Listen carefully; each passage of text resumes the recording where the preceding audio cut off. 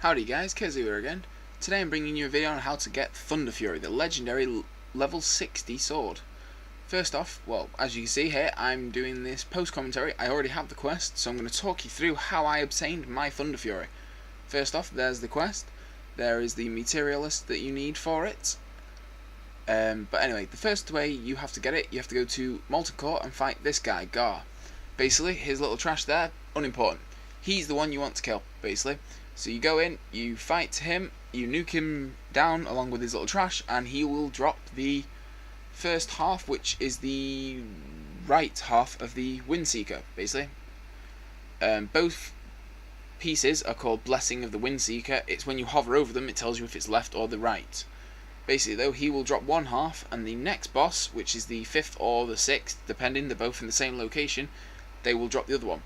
Anyway, he has a 4% chance of dropping the right half, and this guy here has the 4% chance of dropping the other half. Now, what it is, they will both do strange little tricks. Gar will knock you back, and this man will knock you upwards. Baron Gearden, I think his name is pronounced, I'm not sure. Basically, the way I've always found it easiest is the ledge that I'm currently stood under. If you stand there and basically nuke him down, he will only shoot you up so far. Self-heals will help. Warriors can charge out of it though and win. The next piece that you need to get is the recipe for Enchanted Elementium.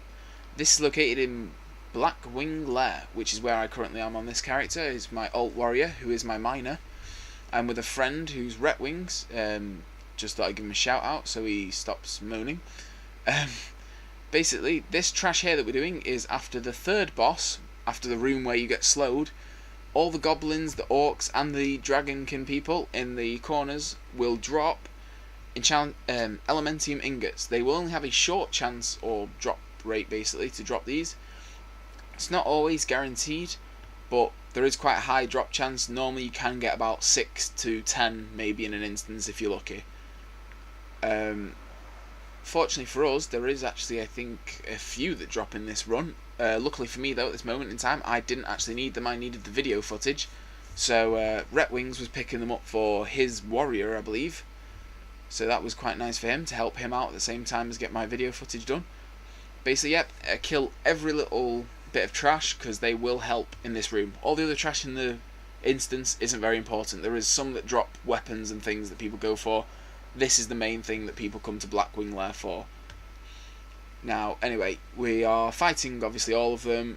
Ret Paladin and Fury Warrior at the moment, I believe. Yes, this is. So obviously you have to keep an eye on each other's health, warn each other, aggro off each other if it gets too much, because these things do hit quite hard. Remember, this is a 40-man instance. They are quite easy, but if you go in unprepared or you're not concentrating anything like that, you will end up wiping. But it's quite an easy run. It's relaxed, it's nice, it's quiet. Anyway, the person that I'm actually here to talk about is a goblin at the moment. The 3 dragonkin you can see in the background there. Behind them is the master goblin. He will drop a master plan, which is a rare, which will give you enchanted elementium. Well, smelt enchanted elementium. At this point, I was trying to ask Retwings here to keep them away from him, but we had a bit of trouble with that because he'd already aggroed. So what we had to do was fight them individually. This is the point where I'm trying to talk to him on Skype and tell him. So we weren't spazzing out or being daft. We were actually trying to figure out the best way because I needed to get a shot of him. So, yep. Anyway, you just nuke these guys down.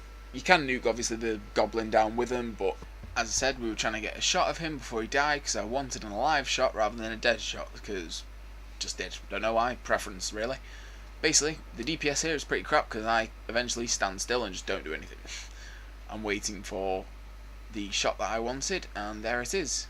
This odd-looking fellow is the guy you're after, basically. He will always drop the recipe, I believe. It says to be 71% chance, but it's always dropped every time a miner's been in here. Miners can only pick it up though because it's pined on pickup.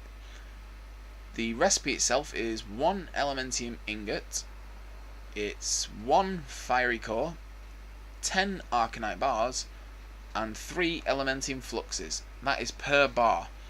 So in total you obviously need 10 elementium fluxes, 100 arcanite bars, 10 fiery cores and 30 elementium fluxes to get the total.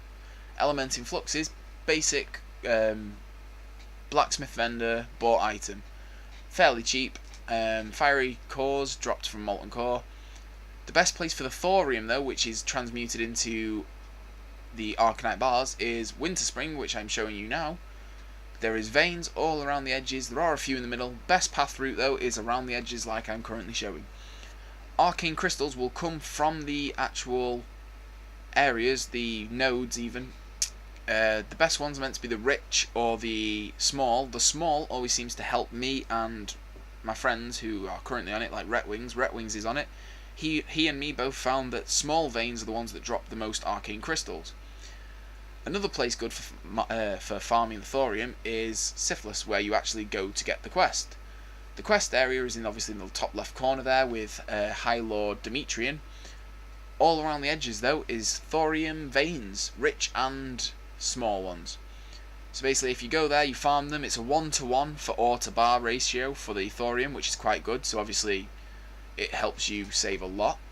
It's 1 thorium and 1 arcane crystal to make the arcanite bars, so alchemists are what you need for that.